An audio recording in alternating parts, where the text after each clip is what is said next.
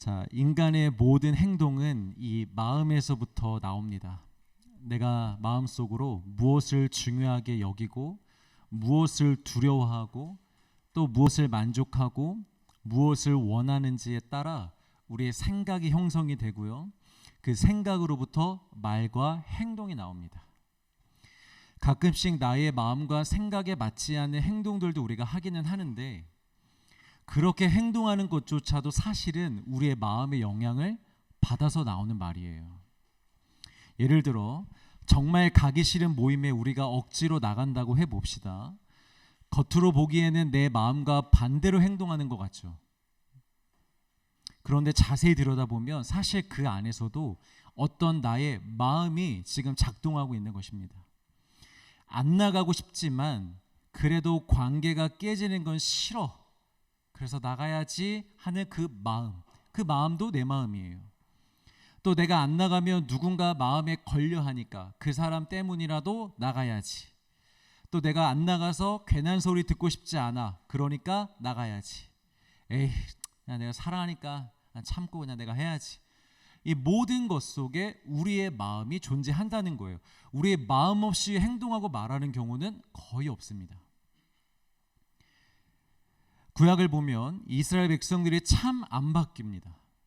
아무리 선지자를 보내서 경고하고 아무리 주변 나라들을 들어서 징계를 하시고 아무리 기적을 베푸시고 은혜를 부어주셔도 잠시 바뀌는 것처럼 보였다가 금방 원래대로 돌아갑니다. 요즘에 이 회복 탄력성이라는 단어를 굉장히 많이 쓰는데 정말 이 원래 모습으로 돌아가는 그 탄력성이 아주 쫄깃하고 강력한 게 이스라엘 백성들입니다. 그리고 누구? 우리도 그렇죠. 우리도 정말 안 바뀝니다. 왜 이렇게 안 바뀝니까? 저도 그렇고요. 은혜 받고 이제 좀 변화됐나 싶으면 이번에 좀 다른가 싶으면 얼마 가지 않아 모두 제자리 다시 다 제자리로 돌아갑니다. 왜 그럴까요, 여러분? 그 이유가 뭘까요? 왜 바뀌는 것처럼 보였다가 안 바뀌고 다시 제자리로 돌아갈까요? 우리가 연약해서? 아닙니다. 마음이 안 바뀌어서 그렇습니다. 예레미야 3장 10절 말씀 우리 같이 한번 읽어보겠습니다. 시작. 이 모든 일이 있어도 그의 반역한 자매 유다가 진심으로 내게 돌아오지 아니하고 거짓으로 할 뿐이니라. 여호와의 말씀이니라. 당시 북이스라엘이 아수르에서 멸망을 당하거든요. 남유다보다 먼저 멸망을 당해요. 그리고 그들의 멸망하는 모습을 하나님이 남유다에게 보여주세요. 그러면서 이런 말씀을 하십니다. 너희들도 나한테 돌아오지 않으면, 회개하지 않으면 너희들도 저렇게 멸망할 거야 라고 경고를 하십니다. 이때 남유다가 경고를 듣고 회개를 하기는 합니다. 우상도 치우고 종교개혁도 좀 일으키고 예배도 열심히 드리고 하나님을 찾기는 합니다. 그런데 하나님이 보시기에는 다 척입니다. 우상을 치우는 척, 종교개혁을 하는 척, 예배를 드리는 척, 하나님을 찾는 척. 왜 이런 척으로 보셨느냐? 그들의 마음이 그대로이기 때문입니다. 우상을 치우다가 숨겨놓은 것도 아니에요. 우상을 다 치웠어요. 제사를 지내려고 하다가 우리 뭐 이렇게까지 하냐? 그냥 이렇게 안 드린 게 아니에요. 다 했어요. 그런데 하나님이 왜 척으로 보셨느냐? 마음이 이전과 똑같기 때문에. 이렇게 행동은 하지만 마음이 똑같기 때문에 하나님이 척으로 보신 것입니다. 그들의 마음은 여전히 하나님 중심이 아니라 자기 중심입니다. 그리고 자기의 욕망에 사로잡혀 있습니다. 그래서 이렇게 신앙적인 행동을 하는 것조차도 결국 자신들의 안정과 유익을 위한 일보 후퇴일 뿐입니다. 야, 이대로 가다간 이거 안 했다가 우리도 멸망하고 난리가 나겠다. 일단 한번 해보자. 하나님이 하라는 대로 일단 해보자 라는 마음으로 이렇게 행동을 했던 거죠. 그 이상 그 이하도 아니었습니다. 마음의 변화 없습니다. 여전히 자기들이 중심입니다. 마음은 딴 데가 있는데 자신의 유익을 위해 하는 척하는 신앙을 전문용어로 외식하는 신앙이라고 그러죠. 하나님은 이 신앙을요, 이 외식하는 신앙을요 가장 싫어하십니다. 그리고 아주 경멸하십니다. 복음서에 보면 하나님을 사랑하지 않으면서 하나님의 율법을 다 지키고 있다며 자신들이 하나님의 사람이라고 자부하던 종교 지도자를 향하여 예수님이 이런 말씀을 하십니다. 화 있을진저 외식하는 서기관들과 바리새인들이여, 회칠한 무덤 같으니 겉으로는 아름답게 보이나 그 안에는 죽은 사람의 뼈와 모든 더러운 것이 가득하도다. 여기서 화 있을진저는요, 너네 이러면 망할 거야, 이 정도가 아니고요.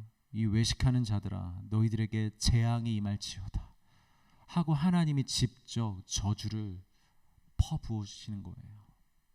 아주 강력한 경고입니다. 그리고 회칠한 무덤이란 뭐냐면, 이 당시의 유대 정결법상 사람이 무덤이나 시체에 몸만 닿아도 7일 동안 부정한 상태가 됩니다. 그리고 그렇게 부정한 상태가 되면 성전에 올라갈 수가 없습니다. 그런데 이 당시에 문제가 하나 있었는데, 유월절과 같은 큰 명절이 되면 전 세계에서 디아스포라 유대인들이 한 번에 다 이 순례자의 길을 통하여 예루살렘으로 모여드는데, 밤길을 걷거나 많은 군중들이 함께 길을 걷다 보면 실수로 사람들이 무덤을 발로 밟거나 이 벽에로 동굴로 된 무덤을 자꾸 이렇게 몸으로 스치거나 이렇게 거기 기대게 되는 일들이 벌어지는 거예요. 사진을 한번 볼까요? 그래서 명절 전에 대대적으로 무덤 겉면에다가 저렇게 석회, 하얀 석회를 아주 그냥 바릅니다. 저렇게.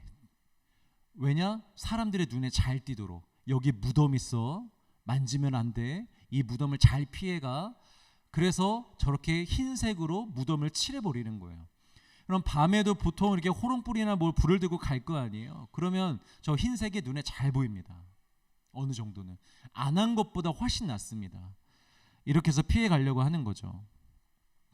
그러니까 예수님이 보시기에 이들의 신앙은 어떤 신앙이냐, 겉으로는 눈에 띌 정도로 잘 보이지만 아, 제 신앙인이구나, 예수를 믿는 거구나, 이렇게 눈에 띄는 사람들이지만 그 안에 실체는 뭐다? 죽은 사람이다. 죽은 사람이다. 마음은 없고 행동만 있는 사람이 바로 이런 신앙이라는 거예요, 여러분. 마음은 없는데 행동만 하는 사람들. 요즘 시대에는 이렇게 신앙생활하는 것에 대해서 교회에서나 목회자들이 강력하게 경고해 주지 않습니다. 그리고 이것을 성숙의 문제, 성장의 문제, 속도의 문제, 그래서 시간의 문제라고 생각합니다. 그래서 이렇게 경고하거나 이런 메시지를 주기보다는 그냥 위로하고 격려하고 바뀌기를 그냥 기다리고 있을 뿐입니다. 그런데 여러분, 안 됩니다. 이것은 성장과 성화의 문제가 아닙니다. 이것은 근본의 문제이고 방향의 문제이고 우리 영혼의 생명의 문제입니다. 이런 마음을 가지고서는 신앙생활을 아무리 열심히 하고 오래 해도 여러분 결코 나아질 수 없습니다. 우리의 마음의 중심이 바뀌지 않은 상태에서, 예수님이 아니라 여전히 내가 중심이 된 상태에서 신앙생활을 열심히 한다고 시간이 간다고 우리가 성장하거나 성화하거나 바뀌는 게 아니라는 거예요. 오히려 더욱 외식하는 종교인으로 굳어져 가면서 하나님과는 더 멀어지게 될 뿐입니다. 이 시대 그리스도인들에게 필요한 것은 구원은 선물이니 여전히 죄의 영향 아래서 연약한 모습으로 살아가도 괜찮다는 위로가 아닙니다, 여러분. 그런 말씀이 우리에게 필요한 게 아닙니다. 여러분들이 정말 들으셔야 하는 메시지는 우리의 마음을 완전히 새롭게 하는 예수 그리스도의 살아있는 복음입니다. 우리 영혼을 바꾸고 우리의 마음을 바꾸고 우리의 삶을 변화시키는 예수 그리스도의 살아있는 복음이 우리에게 필요합니다. 우리의 마음을 완전히 뒤집어 놔야 돼요.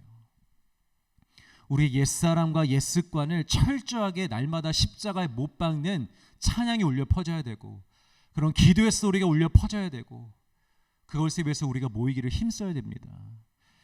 또 오직 성령이 주시는 새로운 마음으로 살아가게 하는 그 삶의 전환, 그 삶의 전환을 위하여 강력한 경고와 회개의 메시지가 우리에게 필요한 것입니다. 난 예수님을 분명히 믿고 예수님을 사랑하기는 하는데 늘 행동이 안 따라줘서 안 된다고 생각하십니까, 여러분? 마음은 있지만 육신의 약함 때문에 이렇게 어렵다고 생각하십니까? 아닙니다. 저는 오늘 이걸 완전히 좀 뒤집고 싶습니다. 이 전제, 우리의 생각을 바꿨으면 좋겠어요. 마음은 있는데 우리 육이 약해서 못하는 게 아니라 육은 할 수 있는데 우리 마음이 없어서 못한다고. 이걸 받아들였으면 좋겠습니다. 우리 믿음의 문제고 우리 마음의 문제입니다. 사도 바울의 고백을 우리 오용하지 맙시다. 로마서 7장에서 사도 바울이 자신이 마음은 선을 원하나 육이 죄악으로 나를 인도한다고, 마음은 원이로되 육이 약하다고 고백했는데, 우리 그리스도인들은 이 말씀을 참 좋아합니다. 왠 줄 아십니까? 우리의 죄를 합리화하는데 딱 좋은 말씀이기 때문입니다. 주님, 목사님, 사실 저는 마음은 원하는데, 저도 마음은 있는데 육이 약해서 못하고 있어요. 이렇게 말하면 목회자도 할 말이 없습니다. 그치, 육이 약하지. 육이 약하지. 주님, 제 마음 아시죠? 제 마음은 그게 아니에요. 저도 예수님도 사랑하고 하나님도 사랑하고 저도 거룩하게 살고 싶어요. 그런데 제 육이 약하여 늘 이렇게밖에 못 살고 있습니다. 그러니 이해해 주시고 용서해 주세요. 이 말의 진짜 의미는 그냥 넘어가 주세요입니다. 사실은 하나님, 저 못하겠으니, 저 그렇게까지는 못 살겠으니, 그렇게까지는 원하지 않으니 하나님, 저 그냥 좀 넘어가 주시면 안 되겠습니까? 드린 걸로, 받으신 걸로, 제가 한 걸로, 순종한 걸로, 주의 사랑으로, 주의 십자가로 그냥 넘어가 주시면 안 되겠습니까? 하는 이런 마음이 있는 것이죠. 여러분, 이게 복음입니까? 마음은 원이어도 육이 약하여 그렇게 못 살아도 괜찮다는 것, 이게 복음일까요, 여러분? 이걸 복음이라고 생각하시면 여러분들은 성경을 절반만 읽으신 것입니다. 사도 바울은 이 이야기의 끝을 이렇게 맺지 않습니다. 오호라, 나는 공고한 자로다. 이건 결론이 아닙니다, 여러분.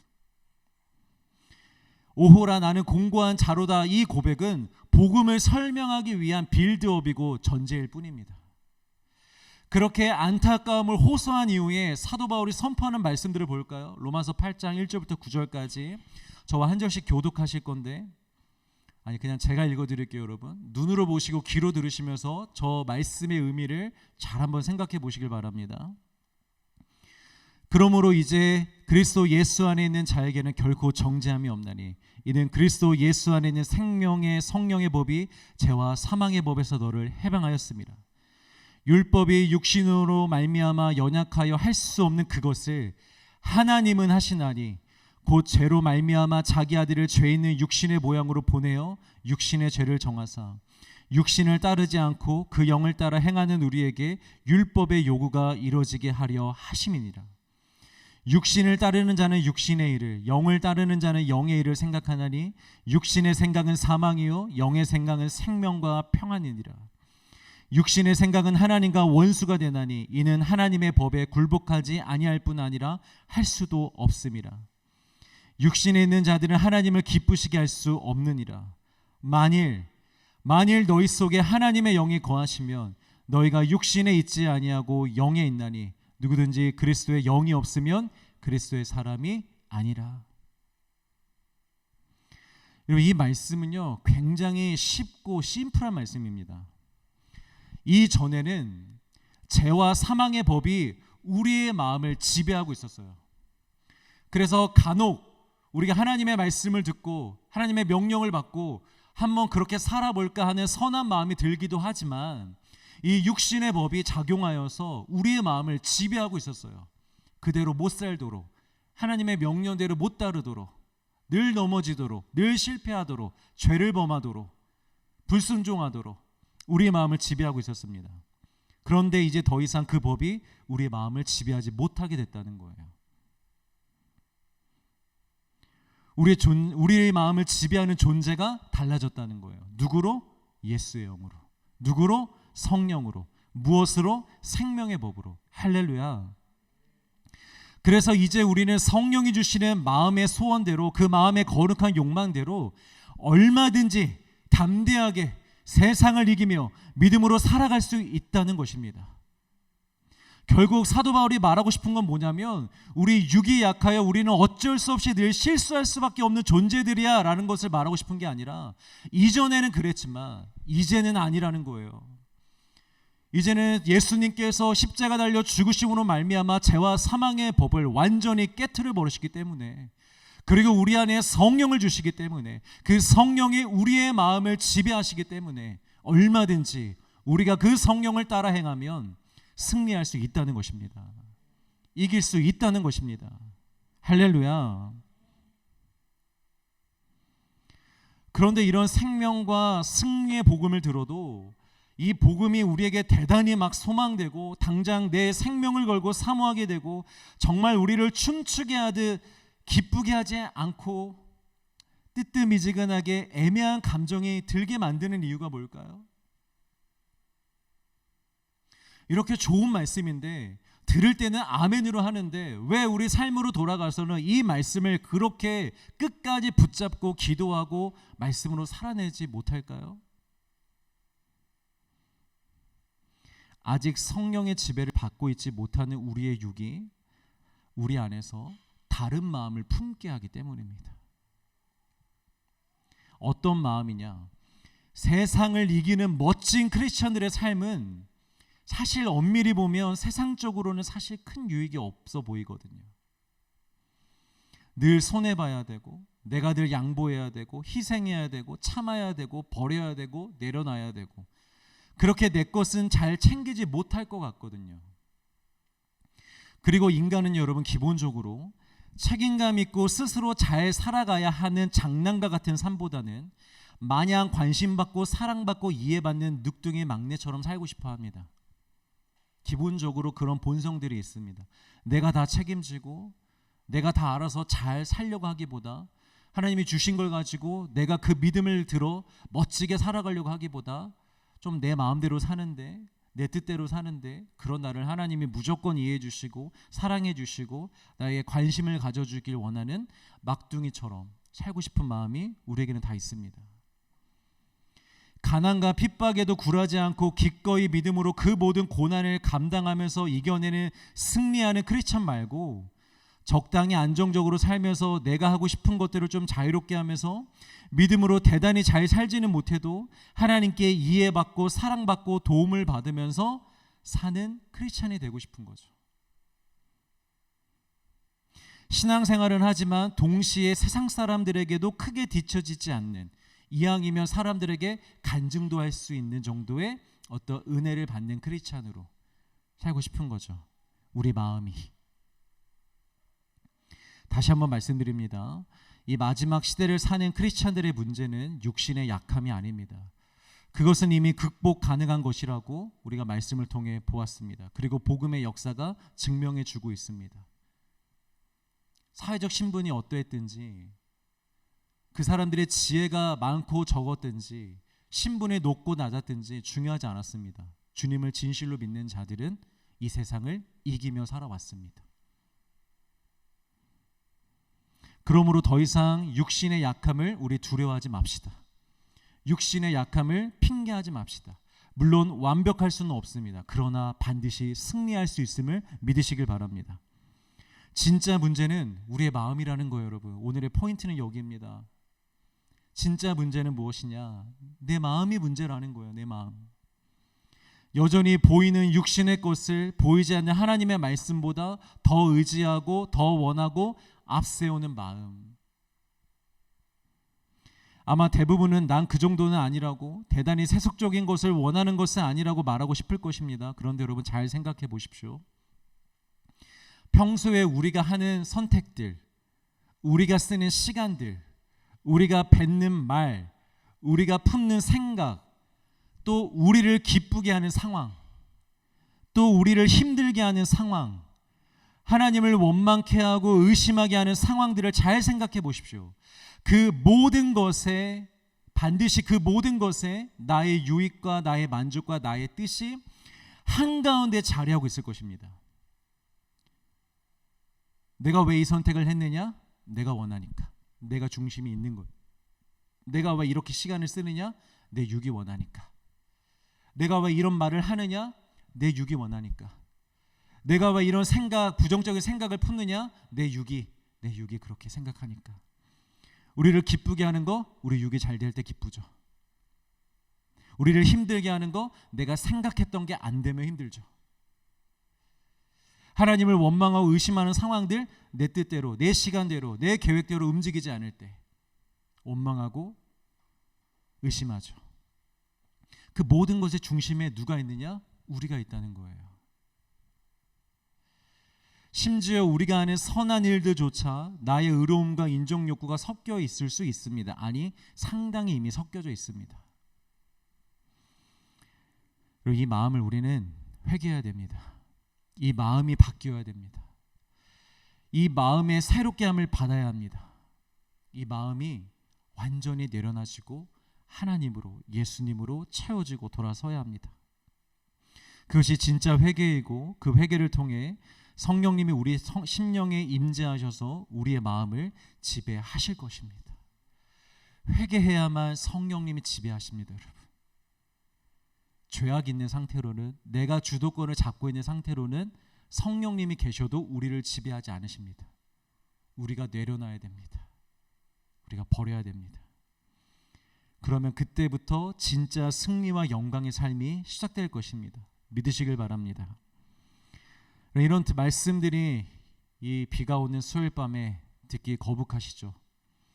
이런 말씀을 전하는 제가 되게 별로라고 생각되실 수도 있고, 심지어 이런 말씀을 늘 들으면 아마 제가 꼴 보기 싫을 거예요.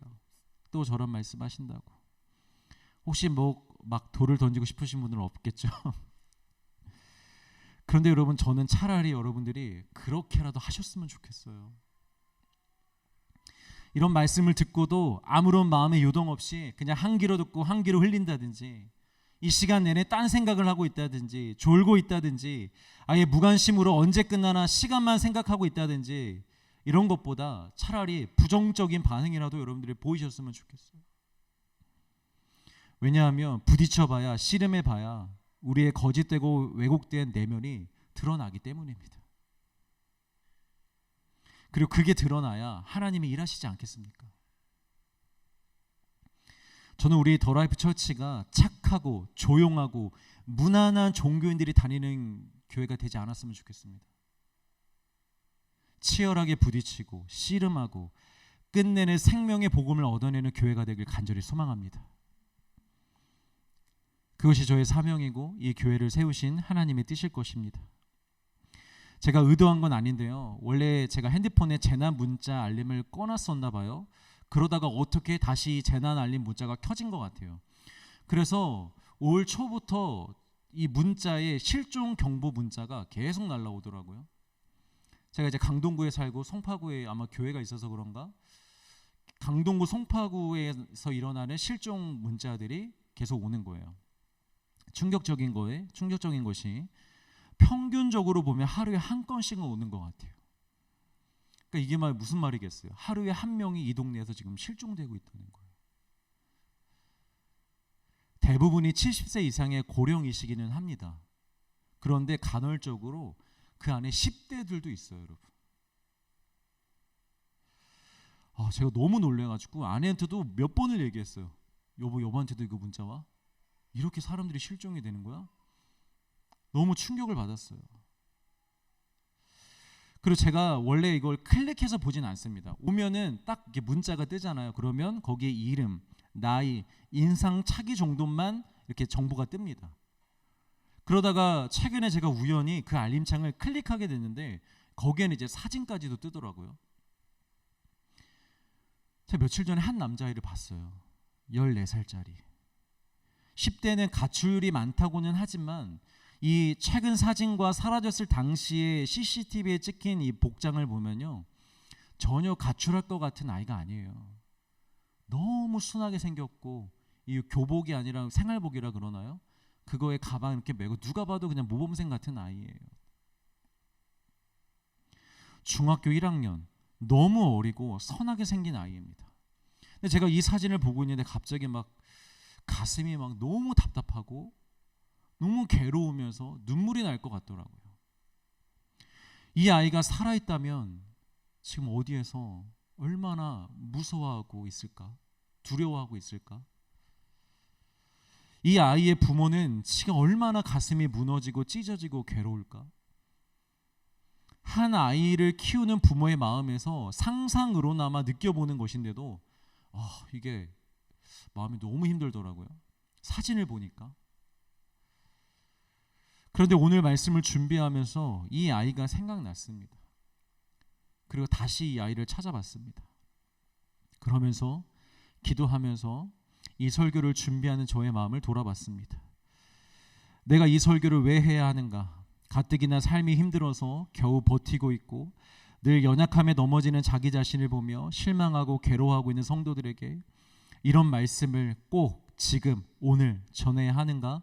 란 저의 내적인 질문에 대한 하나님이 주시는 답이었습니다. 전해야 된다고. 반드시 전하라고. 그리고 앞으로도 계속해서 이런 말씀을 전하라고. 왜냐하면 이 교회 안에도 우리 가운데도 앞으로 이곳에 올 성도들 가운데서도 몸은 교회에 있지만 겉모습은 회칠하여 눈에 잘 보이는 신앙이기도 하지만 그의 영혼은 여전히 예수 그리스도 안에 거하지 못하고 잃어버린 상태로 어둠 속에서 헤매고 있는 영혼이 있기 때문입니다. 그 영혼들을 향한 하나님 아버지의 그 애통하고 비통하신 마음을 깨닫고 느끼며 생명을 걸고 이 메시지를 전하라고 하십니다. 제가 생명을 거는 것이 대단한 것이 아니고요. 예수님이 십자가에 달려 죽으시고 그를 따르는 종들이 자신들의 생명을 걸고 이 회개의 복음을 반드시 전해야 할 만큼 여러분들의 영혼이 중요한 겁니다. 여러분들의 신앙이 그만큼 중요한 겁니다. 반드시 마음을 돌이키셔야 됩니다. 겉모습이 아니라 행동하는 것이 아니라 여러분들의 마음을 돌이키셔야 됩니다. 최근에 보고 있는 요셉과 형들의 이야기를 보십시오. 하나님은 이미 야곱과 그의 가족을 구원하시기로 작정하셨습니다. 그래서 요셉에게 그런 꿈도 주신 것입니다. 하나님은 한번 뜻을 정하시면 반드시 이루시는 분이기에 야곱과 그의 가족은 이미 구원을 받은 것입니다. 이미 하나님의 사람들입니다. 하나님의 계획 안에 있는 거예요. 그러나 하나님이 주시는 구원으로 실제로 나아가기까지는, 그 구원을 실제로 받기까지는 반드시 거쳐야 하는 훈련과 관문이 있습니다. 그게 이제 야곱과 형들, 그 중에서도 유다를 통해 드러났었죠. 그게 무엇이었습니까, 여러분? 야곱을 통해서는 하나님보다 더 사랑함으로 손에 꽉 쥐고 놓지 못하고 있는 우상들, 장자권, 라헬, 요셉, 베냐민까지 그 우상을 내려놔야만 구원으로 갈 수 있는 것입니다. 형제를 대표하는 유다를 통해서는 이전의 편애에 대한 질투도 질투지만 자신들에게 돌아올 상속, 그 상속이 요셉 때문에 손해를 볼까 봐, 요셉이 자신들의 상속분을 다 가져갈까 봐, 유익을 빼앗길까 봐, 그래서 동생을 팔아 넘겼던 거잖아요. 그렇게 지금까지 오직 자신들의 유익만을 위해서 살았던 그 삶의 중심을 내려놔야만 구원으로 나아갈 수가 있음을 보여주고 있는 것입니다. 예수님께 어떻게 해야 영생을 얻을 수 있냐며 찾아온 부자 청년이 있었죠. 구원은 선물이야. 넌 이미 구원을 받았어. 복음은 그런 것이야. 걱정하지 말고 돌아가. 넌 자유해. 이렇게 말씀하지 않으셨습니다. 네 손에 꽉 쥐고 있는 그거 다 내려놔. 그래야 너 구원으로 나올 수 있어. 그래야 영생으로 나올 수 있어. 이런 복음을 전하셨습니다. 이미 널 구원했어. 사랑하는 아들아, Don't worry, be happy. 넌 안전해. 괜찮아. 이제 앞으로 내가 널 인도할 테니 마음이 가는 대로 그냥 살면 돼. 하지 않으셨어요. 지금 네 손에 있는 그거, 꽉 쥐고 있는 그거, 네가 생명처럼 여기는 그거, 너의 자랑으로 여기는 그거, 이거 없으면 안 된다고 생각하는 그거 내려놓고 나한테 나와야 돼.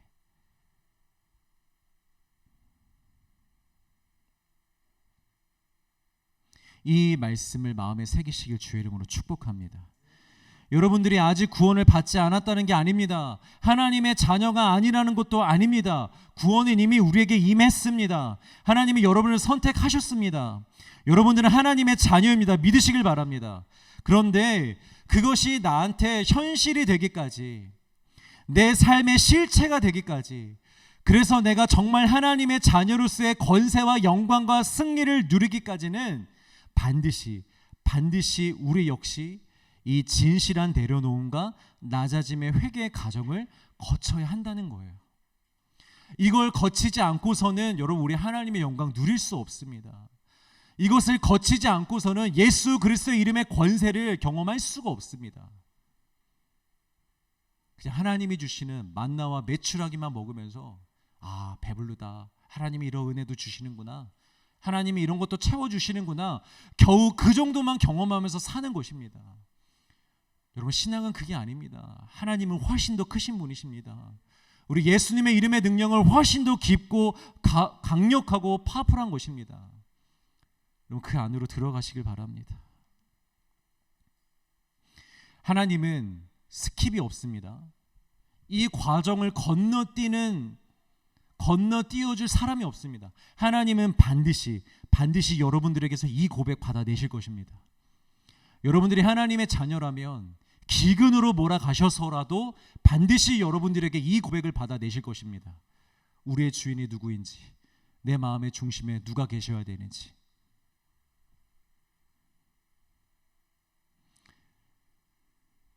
저는 그저 오늘이 그날이 되기를 소망하며 이 말씀을 전할 뿐이고, 앞으로도 그걸 소망하며 말씀을 전할 뿐입니다. 요셉과 형들의 만남을 다시 좀 되짚어 볼까요? 20년 만에 형들을 다시 만난 요셉은 한 번의 형들을 알아봅니다. 그리고 가장 첫 번째 반응은 무엇이었냐면, 형들이 자신을 버린 그 악한 행동을 떠올리거나 그로 인한 트라우마가 올라오는 게 아니라 그 자리에서 즉시 하나님이 20년 전에 주셨던 꿈을 떠올립니다. 상처도 떠올린 게 아니고요, 트라우마가 올라온 게 아니고요, 꿈을 떠올립니다. 그리고 20년 전에 그 꿈을 드디어 깨닫게 됩니다. 지금까지 자신에게 일어난 모든 일들은 재수없이 나쁜 형들 때문에, 그래서 나만 피해보고 나만 상처받고 나만 트라우마가 생기게 되어버린 일이 아니라 우리 가족을 살리기 위해서 내가 겪어야만 했던 일이었구나, 이 모든 것이 이때를 위한 것이었구나라는 하나님의 뜻을 깨닫게 된 것입니다. 수많은 간증자들의 간증을 들어보면 공통점이 한 가지 있습니다. 그게 뭔지 아십니까? 그들이 겪은 모든 고난을 결국에는 하나님의 은혜로 고백한다는 것입니다. 내가 그 고난 때문에 매우 힘들고 괴로웠어 가 아니라 그 고난 때문에 내가 하나님을 만났고, 그 고난 때문에 내가 세워졌고, 그 고난 때문에 우리 가족이 주께 돌아왔어. 하나님은 선하셔, 하나님은 거룩하셔 라고 고백한다는 것이죠. 오늘 한 제자가 낮에 저한테 연락이 왔어요. 다음 달에 결혼을 한다고. 그런데 이 친구는요, 제가 함께했던 모든 제자들 가운데, 아니 제자들뿐만이 아니라 제가 아는 모든 사람들 가운데 직접적으로 알고 있는 가장 큰 고난과 역경을 겪었고 지금도 그걸 겪고 있는 사람입니다. 각자 느끼는 고난의 크기가 다르기 때문에 고난을 비교할 수는 없는데요, 그걸 떠나서라도 절대적인 고난만 놓고 봐도요, 가장 고통스러운 삶을 살아온 지체라고 얘기할 수 있습니다. 그 지체에 대한 이야기를 잠깐 하려고 하는데 전화로 허락을 받았습니다. 누구야, 너의 간증, 너의 고백이 너무 아름답고 내가 지금 설교를 준비하고 있는데 우리 교회 지체들에게도 이걸 너무 나누고 싶어서 혹시 괜찮으면 내가 너의 이야기를 좀 해도 될까라고 양해를 구했고, 너무 기쁘게 허락을 해줘서 나누게 됩니다. 이 지체의 아버지가 암이 걸리셨는데 재발하신 암이고 말기입니다. 병원에서는 소망이 없다 그러고 할 수 있는 건 연명밖에 없습니다. 어머니도 건강이 좋지 않으십니다. 그리고 무엇보다 남동생이 있는데 어렸을 때 사고를 당해서 3살 지능의 지체 장애를 가지고 있습니다. 100kg가 넘는 거구인데요. 가끔 기분이 나쁠 때는 자신을 돌봐주는 누나도 때립니다. 그리고 부모님도 두 분이 사이가 좋지 않으십니다. 그래서 어머님이 집이 자주 나가십니다. 집을. 이 친구가 노래를 참 잘 부릅니다. 무엇보다 하나님을 너무나 사랑해서 평생 하나님을 찬양하는 사람으로 살고 싶어 했습니다. 그것이 이 친구의 비전입니다. 그래서 20대 때 서울로 상경하여서 열심히 알바하면서 생활비를 벌어가면서 그렇게 비전을 향해 살고 있었습니다. 그런데 어느 날 어머님이 더 이상 남편과 동생을 케어하지 못하시겠다고 집을 나가시겠다고 선언을 하신 거예요. 이 지체가 선택할 수 있는 방법이 없습니다. 그 길로 서울의 삶을 다 정리하고 자신의 꿈과 비전 다 정리하고 전북 시골로 내려갔습니다. 우리와 같은 친구예요. 우리와 똑같은 삶을 살고 있는 친구입니다. 젊은 친구입니다. 그런데 그때부터 시골에 내려가 말기암 환자이신 아버지의 삼시세끼 식사를 챙겨드려야 했습니다. 그것도 아버지의 잔소리를 들어가면서. 또 혼자서는 핸드폰 게임이나 영상을 보는 것 외에는 아무것도 할 수 없는 동생 옆에서 모든 것을 챙겨줬습니다. 몸이 안 좋으니까 산책도 같이 시켜줘야 되고, 그러다 기분이 안 좋으면 또 누나를 때리고. 그리고 이 친구도 진단명이 없는 질병을 앓고 있어서요, 이 서울에 있을 때도 자주 쓰러졌습니다. 응급실에 실려가기도 한두 번이 아닙니다. 또 한 번씩 아버지와 동생의 병원 외진으로 서울에 올라오는데 서울에서 자기 일하며 자기 인생을 위해 열심히 살아가는 친구들을 늘 뒤로하고 자신의 삶은 전혀 없는 그 집으로 늘 다시 돌아가야 합니다. 상상만 해도 이 친구가 감당하고 있는 삶의 무게와 고통이 가늠이 안 됩니다. 가끔 정말 마음이 너무 괴롭고 도망가고 싶을 때가 있었나 봐요. 그럴 때 이제 아무에게도 털어놓지 못할 때 저에게 한 번씩 연락이 오곤 했습니다. 그렇게 전화가 오면 저도 듣고 기도해 주는 것 외에는 겉면이나 조언도 해줄 수가 없습니다. 뭐라고 합니까? 그런데 정말 저의 마음을 울렸던 것은 무엇이었냐면, 그런 삶을 살고 있음에도 하나님을 원망하지 않았습니다. 그리고 비전을 놓지 않습니다. 날마다 예배하고 기도합니다. 이 아버지 집에 시골이니까 그래도 공간이 있어요. 아버지가 유통업을 하시는데 동네에서 조그맣게 하시는 거예요. 그래서 그런 물건들, 기름이나 휴지나 뭐 이런 것들을 가게에다가 판매하시고 하는데 그걸 담아놓는 창고가 있어요. 그런데 이 창고를 에다가 피아노를 갖다 놓고 자기만의 골방으로 만들고 예배의 처소로 만들어서 혼자서 그렇게 예배하는 거예요. 그리고 예배가 거기서 끝나는 게 아니고요, 전북에 있는 젊은이들, 공간이 필요한 젊은이들, 그 사람들이 여기에 와서 함께 예배할 수 있게, 그들이 쓸 수 있는, 그들을 품을 수 있는 공간이 되었으면 좋겠다라는 마음으로 그렇게 늘 예배하고 기도하고 있는 친구입니다. 그래서 저희들도 저희 지체 중에 몇 명이 같이 알아서 재작년엔가 가가지고 우리가 뭐 도와줄 건 없는지, 이 공간을 어떻게 할 수는 없는지 가서 보는데 답이 안 나오는 거예요, 솔직히. 그래서 솔직히 말하면 제가 정말 지금 회개를 너무 많이 하고 있는데 그냥 헛된 소망이라고 생각을 했어요. 그 친구의 비전이 여기서 이걸 어떻게 하나, 가능성이 보이지 않았어요. 이러다가 정리가 되겠지, 이런 마음을 제가 품고 있었어요.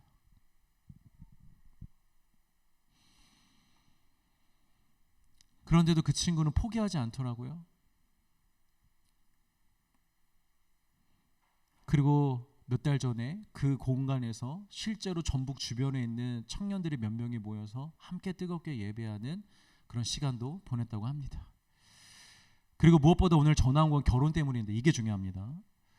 얼마 전 이전에 서울에서 알바던 곳의 사장님 소개로 한 목사님을 소개받았대요. 이 친구가. 그분이 지금 여기 가락동 교회 5분 거리예요. 그 교회 부목사님을 소개받은 거예요. 그런데 이분이 만나서 대화를 하는데 하시는 말씀이 뭐냐? 자기는 원래 시골 목회에 대한 사명이 있는 사람이래요. 그래서 하나님이 허락하실 때 시골로 내려가기로 이미 마음을 먹은 사람인 거죠. 그리고 무엇보다 이 지체의 가정 상황을 다 알게 되었는데도 불구하고 괜찮다고. 그리고 만난 이후부터 매주 월요일마다 서울에서 전북까지 내려가서 월요일마다 거기에 있는 가족들을 함께 챙기고 그 가족들을 위해 기도해 주시고 그 가족들에게 아버지에게 교회 한번 같이 나가보자고, 앞으로 사위 될 사람과 교회 한번 같이 나가보시지 않겠냐. 그 아버지가 죽어도 교회 안 나가시겠다고 하시는 분인데 사위 될 사람이 얘기하니까 그러겠다고 가시겠다고 합니다. 이 친구가 오늘 전화로 마지막에 이런 말을 하더라고요. 그 길고 긴 고난의 터널을 지나오면서 하나님이 자신에게 해주신 약속이 하나 있으시대요. 너에게 앞으로 줄 가정에는 고통이 없게 하시겠다고.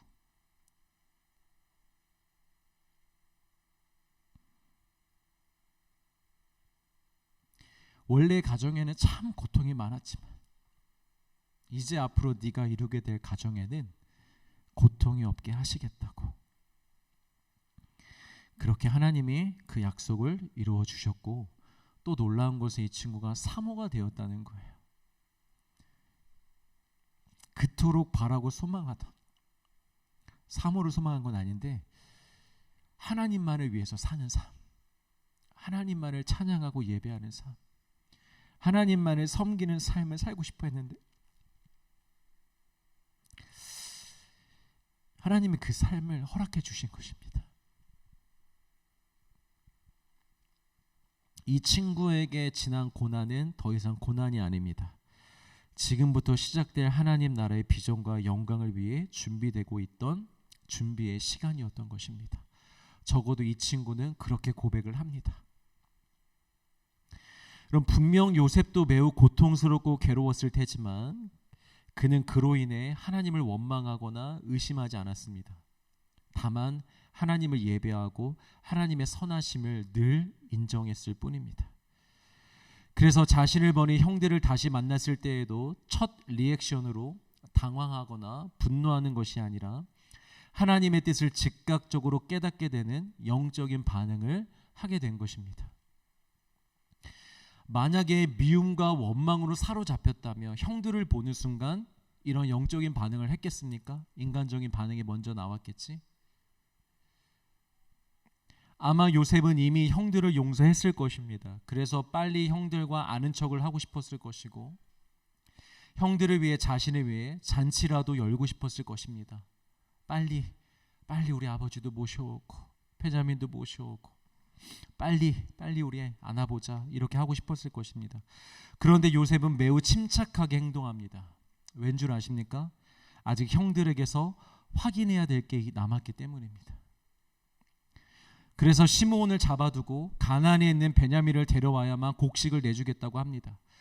가나안에서 애굽까지 거리가 적어도 800km인데 그 거리를 힘들게 온 형들을 다시 돌려보내는 요셉의 마음 역시 좋지 않았을 것입니다. 그리고 그 자리에서 형들이 서로 얘기합니다. 이게 다 자신들이 옛날에 동생 요셉에게 한 잘못 때문이라고, 그때 그렇게 하지 말았어야 했다고. 이미 20년도 지난 일인데 지금 이 힘든 상황에서 단번에 그때 얘기를 꺼낸다라는 건 이 형들도 지난 20년 동안 후회하고 있었다라는 거예요. 자신의 잘못을 인정하고 있었다라는 거죠. 그리고 이 말을 요셉이 다 듣고 있었습니다. 그래서 눈물이 왈칵하고 쏟아지는 바람에 참지 못하고 뛰쳐나가서 울고 돌아옵니다. 보통 사람 같았으면 눈물도 났겠다, 에라 모르겠다, 형 내가 사실 요셉이야 하고 그 자리에서 밝힐 수도 있었을 것 같습니다. 그러나 요셉은 또 참습니다. 눈물이 나왔지만 참습니다. 그리고 침착하게 시므온을 결박하고 형들을 돌려보냅니다. 왠 줄 아십니까? 꼭 확인할 게 있기 때문입니다. 집으로 돌아가던 형들이 아버지의 반대로 바로 오지 못하다가 결국 심해지는 기근에 동생 베냐민을 데리고 다시 애굽으로 옵니다. 그리고 그토록 보고 싶어 했던 베냐민을 요셉이 드디어 만나게 됩니다. 우리 43장 30절 31절 같이 읽겠습니다. 시작. 요셉이 야곱을 사랑하는 마음이 복받쳐 급히 울 곳을 찾아 안방으로 들어가서 울고 얼굴을 씻고 나와서 그 정을 억제하고 음식을 차리라 하매 당장이라도 가서 베냐민을 안고 내가 너의 형이다라고 외치고 싶지만 또 방에 가서 혼자 울면서 그 정을 억제했다고 합니다.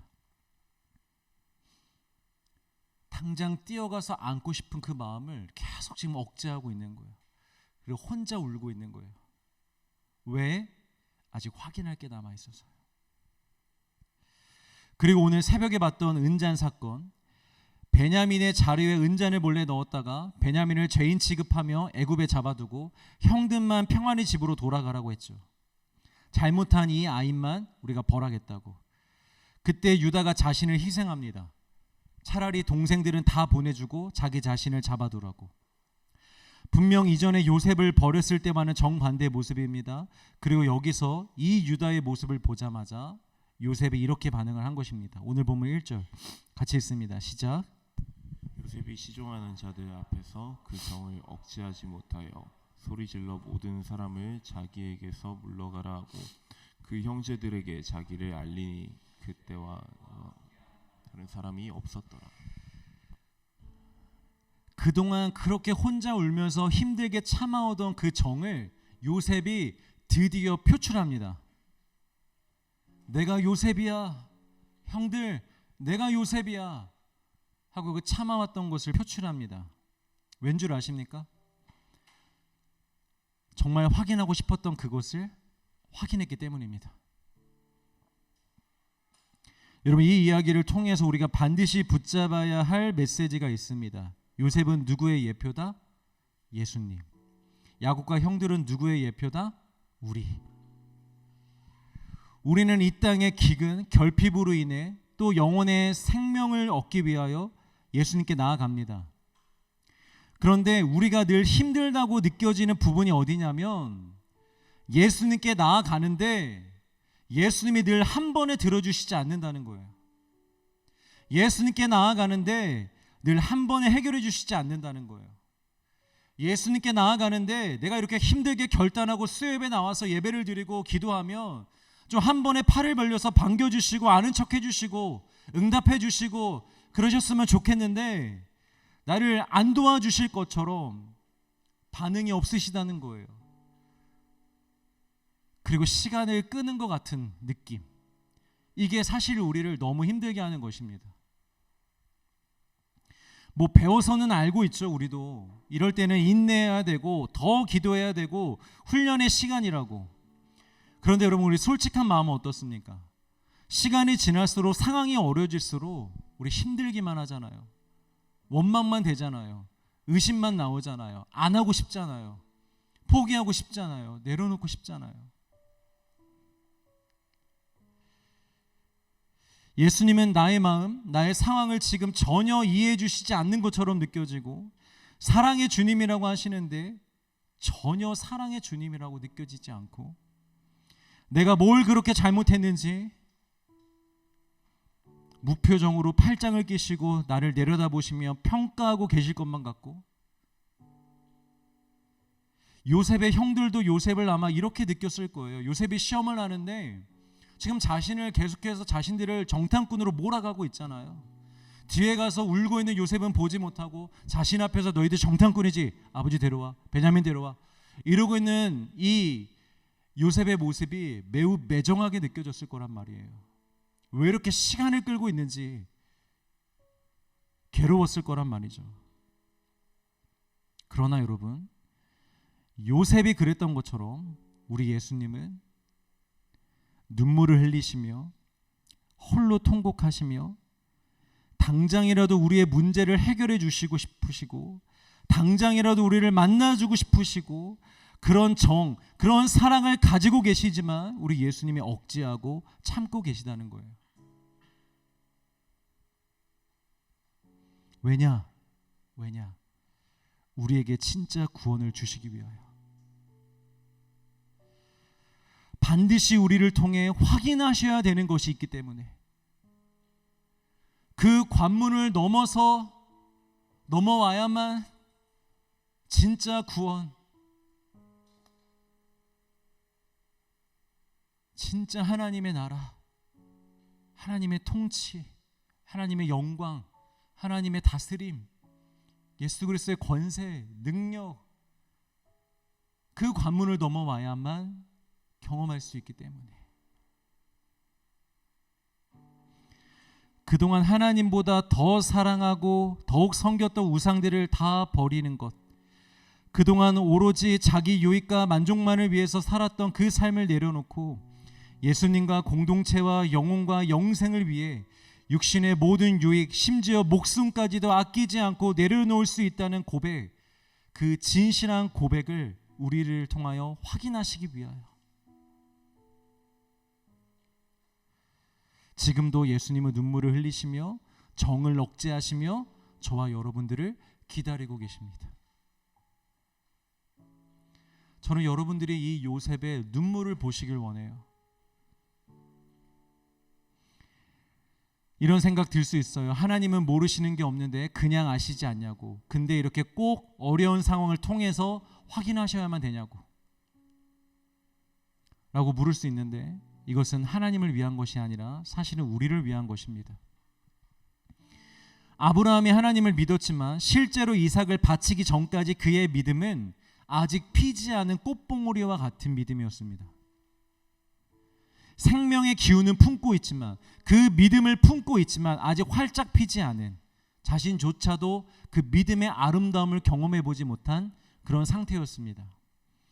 그러나 하나님이 주신 시험을 통해서 하나님이 이 시험을 던져줬을 때 아브라함은 하나님의 뜻을 생각해 보는 거예요. 하나님이 지금 이 시험을 왜 주시지? 왜 이삭을 바치라고 하시지? 하면서 하나님의 뜻을 한번 생각해 보는 겁니다. 그리고 지금까지 일하셨던 하나님의 일들을 떠올려 보는 거예요.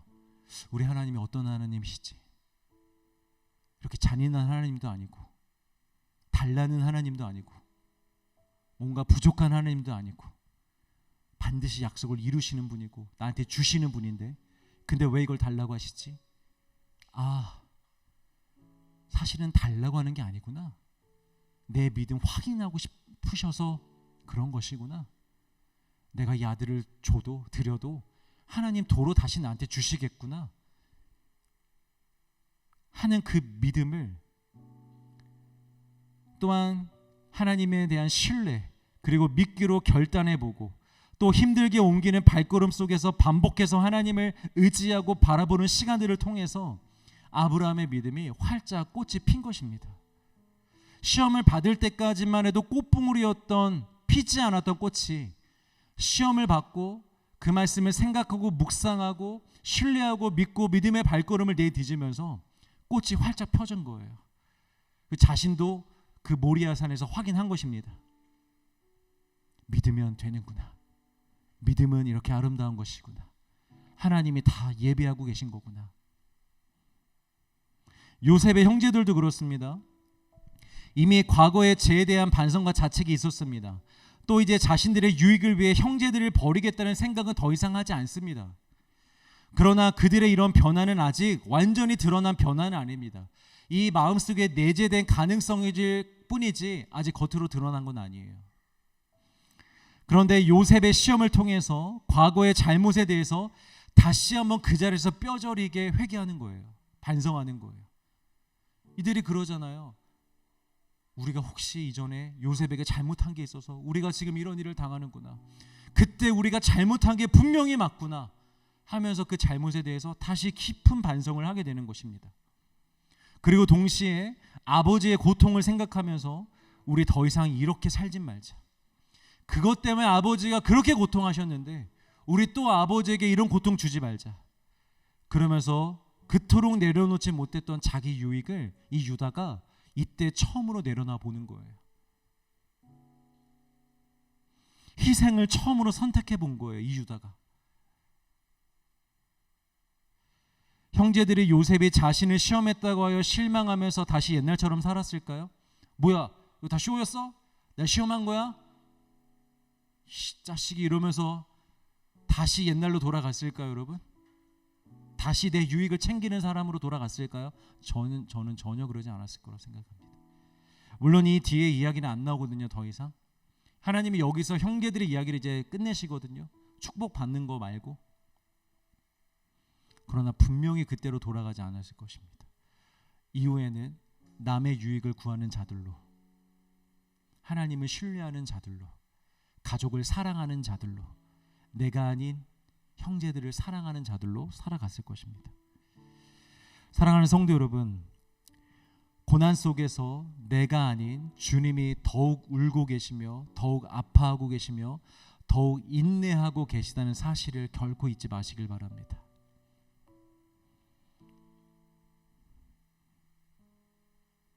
지금 여러분들은 예수님께 외면받고 있는 것이 아니라 사실은 사랑을 받고 있는 것입니다. 고난 중에 있잖아요. 그러면 하나님이 지금 나를 외면하고 계신 게 아니고요, 우리를 지금 사랑하고 있는 거예요. 이 일을 통하여 완전히 마음이 예수님께 돌아오라고, 진짜 하나님의 나라로, 하나님의 통치로, 하나님의 영광으로, 생명의 복음으로, 주님만을 신뢰하고 의지하는 삶으로 초청하고 있는 것입니다. 여러분 믿으시길 바랍니다. 고난 중에 여러분 꽃을 피우시길 주의 이름으로 축복합니다. 고난 중에 고난 때문에 다 밟혀가지고 꽃이 시드는 인생이 아니라 고난 중에 꽃을 피울 수 있는 인생들이 되시길 바랍니다. 고난은 꽃이 피기에 가장 좋은 토양이고 가장 좋은 빗물이고 가장 좋은 바람입니다. 할렐루야. 우리 사랑의 주님을 함께 찬양하고 고백합시다.